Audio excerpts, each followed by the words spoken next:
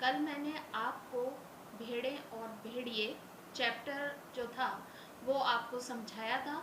उसके आगे आपको मैं आज ये चैप्टर समझाऊंगी। और इस चैप्टर में आपने ये देखा है कि किस तरीके से भेड़ें जो हैं वो चुनाव करना चाहती है, कहाँ पर, जंगल में। और भेड़िया जो है वो बहुत ज़्यादा इस बारे में बहुत ज़्यादा परेशान है कि वो संख्या में कम है और वो चुनाव नहीं जीत सकते। किंतु भेड़ें जो हैं बहुत खुश हैं क्योंकि वो संख्या में 90% है और वो जो है वो चुनाव जीत सकती है, इसलिए वो बहुत ज़्यादा खुश है। और जो सियार है, जो भेड़िए के आगे पीछे घूमने वाला चापलूस नेता, चापलूस जो चमचा है, वो अब इस समय भेड़िए को तरह तरह के सुझाव देने में लगा हुआ है। इसके आगे हम पढ़ेंगे कि बूढ़ा सियार बोला, आप खिन्न मत होइए सरकार। बूढ़ा सियार जो था वो ये कहने लगा कि महाराज आप खिन्न मत होइए, आप परेशान मत होइए, एक दिन का समय दीजिए, कल तक कोई योजना बन ही जाएगी। और वो ये कहने लगा सियार कि मुझे एक दिन का समय दीजिए, कोई ना कोई मैं उपाय जरूर सोच लूंगा, मगर एक बात है, आपको मेरे कहे अनुसार कार्य करना पड़ेगा। वो कहने लगा लेकिन एक बात है, आपको मेरी बात माननी पड़ेगी, जो मैं कहूँगा वो आपको बराबर मेरे साथ करना पड़ेगा। मुसीबत में फंसे भेड़िए ने आखिर सियार को अपना गुरु माना और आज्ञा पालन की शपथ ली। और जब मुसीबत में भेड़िया जो था, जब वो फंसा था, परेशान था, उसको कुछ सूझ नहीं रहा था, तो उसने सोचा कि अब इसके अलावा कोई उपाय नहीं है, इस उपाय को मुझे पूरा कर लेना चाहिए। और उसने कहा ठीक है, जो तुम कहोगे मैं तुम्हारी बातों को मान लूंगा। और उसने ये शपथ ली, ये कसम ली कि जो तुम कहोगे मैं तुम्हारी आज्ञा का पालन करूंगा। दूसरे दिन बूढ़ा सियार अपने 3 सियारों को लेकर आया। उनमें से उसने एक को पीले रंग में रंग दिया था, दूसरे को नीले रंग में और तीसरे को हरे रंग में। और दूसरे दिन क्या होता है कि वो जो बूढ़ा सियार था वो अपने साथ 3 सियार लेकर आया। 3 और सियारों को उसने 3 रंगों में रंगा हुआ था। एक सियार जो था उसने उसको पीले रंग में रंगा था और दूसरे सियार को उसने नीले रंग में रंगा था और तीसरा सियार जो था वो हरे रंग का रंगा हुआ था। भेड़िए ने देखा और पूछा, अरे ये कौन है? भेड़िया जो था आश्चर्य में पड़ गया और कहने लगा कि ये कौन है, इनको तुम किस तरीके से ऐसे रंग के लाए हो, ये कौन से जानवर हैं? बूढ़ा सियार बोला, ये भी सियार है सरकार, मगर रंगे सियार है। उसने कहा कि ये भी सरकार सियार ही है, ये भी मेरी तरह ही सियार है, लेकिन कैसे हैं? रंगे हुए सियार हैं। आपकी सेवा करेंगे, आपके चुनाव का प्रचार करेंगे और आपकी सेवा करेंगे और आपके चुनाव का प्रचार ये बराबर करते रहेंगे। क्यों? क्योंकि ये सियार जो हैं वो आपकी मदद के लिए आए हैं। भेड़िए ने शंका की, मगर इनकी कोई बात मानेगा कौन? भेड़िए को अब संदेह हुआ। उसने कहा कि ये इनकी बातों को कौन मानेगा, ये तो वैसे ही छल कपट के लिए बदनाम है। उसने कहा कि इनकी बातों को कौन मानेगा, ये तो छल कपट के लिए, धोखा देने के लिए सियार वैसे ही बदनाम है, तो इनकी बातों को कौन मानेगा? अगर ये मेरा प्रचार करेंगे तो मेरा नुकसान होगा। सियार ने भेड़िए का हाथ चूम कर कहा, बड़े भोले हैं आप सरकार। अरे मालिक, रूप रंग बदल देने से तो सुना है आदमी तक बदल जाते हैं, फिर ये तो सियार है। और भेड़िए ने कहा कि जो सियार था उसने भेड़िए का हाथ को उसने चूमा और उसने उससे कहा कि महाराज, ये तो जो है रंगे हुए सियार है। जब किसी आदमी का वेशभूषा बदल दी जाए, किसी आदमी को अलग कपड़े पहना दिए जाए और तब वो क्या हो जाता है, आदमी बदल जाता है, तो ये तो सियार है महाराज। और तब बूढ़े सियार ने भेड़िए का भी रूप बदला। उसने कहा, महाराज आप जैसे हिंसक लगते हैं कि आप, ऐसा लगता है कि जैसे अभी आप किसी जानवर को मार के खा जाएंगे तो आपके भी रंग रूप बदलने की बहुत जरूरत है। और उसने फिर भेड़िए का रंग रूप बदला। उसने क्या किया, उसने सबसे पहले भेड़िए के मस्तक पर तिलक लगाया। उसने भेड़िए के माथे पर तिलक लगाया, गले में कंठी पहनाई और गले में उसने उसके माला पहनाई और मुंह में घास के तिनके घोंस दिए और उसने उसके मुंह में घास के तिनके लगा दिए। बोला, अब आप पूरे संत हो गए। उसने कहा, अब आप साधु लग रहे हैं।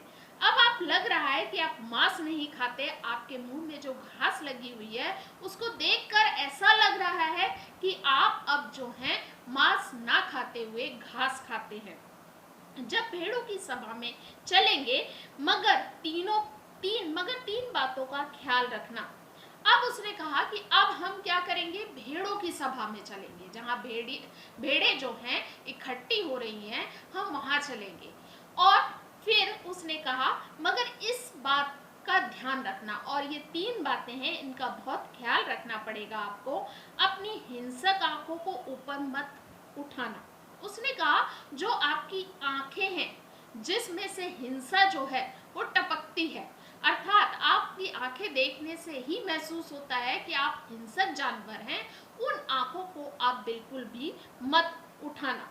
हमेशा जमीन की ओर देखना और जमीन की तरफ देखते रहना और कुछ बोलना मत, और जरा सा भी आप बोलना मत, नहीं तो सब पोल खुल जाएगी। अगर आप कुछ बोलेंगे तो सारी की सारी पोल खुल जाएगी और वहां बहुत सी भेड़े आएंगी, सुंदर सुंदर, मुलायम मुलायम, तो कहीं किसी को तोड़ मत खाना।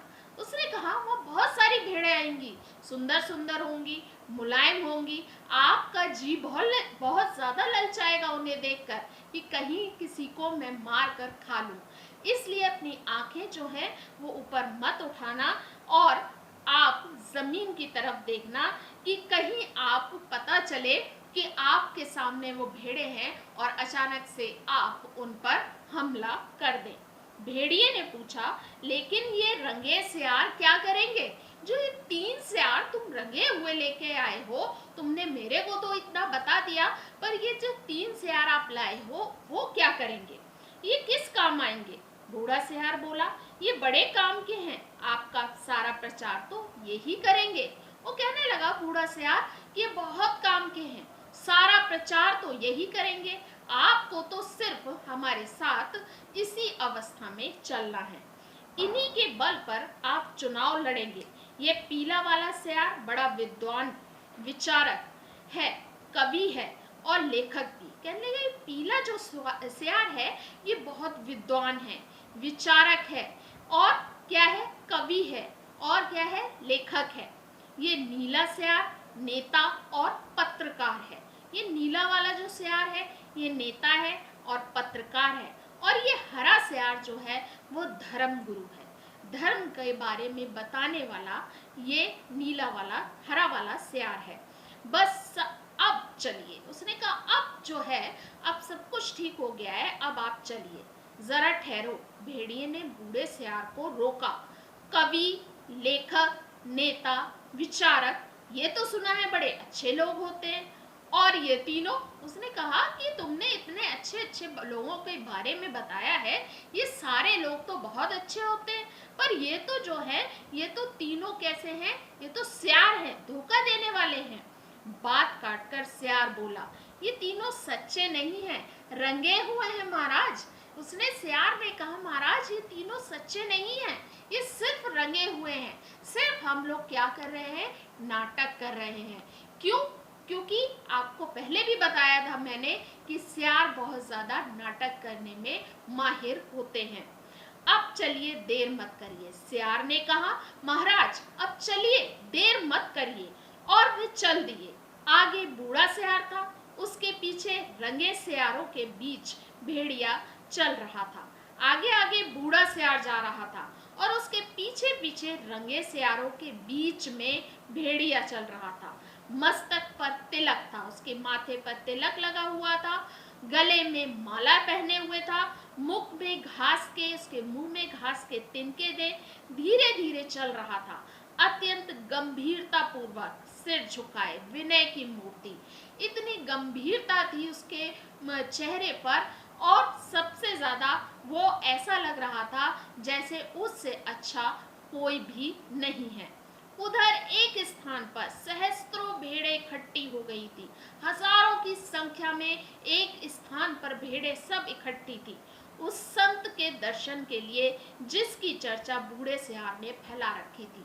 बूढ़े सियार ने पूरे जंगल में फैला रखा था कि हमारे जंगल में एक भेड़िया जो है वो संत है, वो हमारे जंगल में आया हुआ है। उसको देखने के लिए बहुत सारी भेड़ें वहां पर इकट्ठी हो गई थी। चारों ओर उन्होंने कहा कि वहां पर चारों सियार भेड़िए की जय बोलते हुए भेड़ों के झुंड के पास आए, और वो कहते हैं कि चारों सियार जो थे, जो कि किसकी जय बोल रहे थे? भेड़िए की जय बोल रहे थे। भेड़ों के झुंड के पास जैसे ही पहुंचे, बूढ़े सियार ने एक बार जोर से संत भेड़िए की जय बोली, और बूढ़ा सियार बहुत जोर से बोला कि भेड़िए संत की जय। भेड़ों में पहले से ही वहां बैठे सियारों ने भी जय ध्वनि की, और जो वो रंगे हुए सियार थे वो भेड़ों के झुंड में इधर उधर बैठ गए थे, और उन्होंने भी क्या किया, जब बूढ़े सियार ने भेड़िए की जय बोली तो उन सियारों ने भी बहुत तेज तेज जयकारे लगाए। भेड़ों ने देखा तो वे बोली, अरे भागो, ये तो भेड़िया है। भेड़ों ने जब देखा कि ये तो भेड़िया है और वो डर गई। उन्हें ये लग रहा था कि कहीं भेड़िया हमें खा ना जाए, कहीं भेड़िया हमें मार ना डाले, और उन्होंने भागने का वहां से निश्चय करने लगी। और वह वहां से जब भागने का निश्चय करने लगी, तुरंत बूढ़े सियार ने उन्हें रोककर कहा, उन्होंने कहा, भाइयों और बहनों, अब भय मत करो, भेड़िया राजा संत हो गए हैं, उन्होंने हिंसा बिल्कुल छोड़ दी है। जैसे ही उसने बूढ़े सियार ने देखा कि भेड़ें भागने लगी, तो उसने कहा, भाइयों और बहनों, तुम सब जो है डरो मत, क्योंकि भेड़िया राजा जो है वो क्या हो गए हैं, अब संत हो गए हैं। उन्होंने हिंसा करना बिल्कुल छोड़ दिया है, और वो अब बिल्कुल हिंसा नहीं करते, उन्होंने हिंसा करना छोड़ दिया है। इसके आगे स्टूडेंट हम आपको कल पढ़ाएंगे, और फिर कल के बाद ये चैप्टर जब समाप्त होगा तब आपको इसके क्वेश्चन और आंसर हम आपको देंगे। धन्यवाद।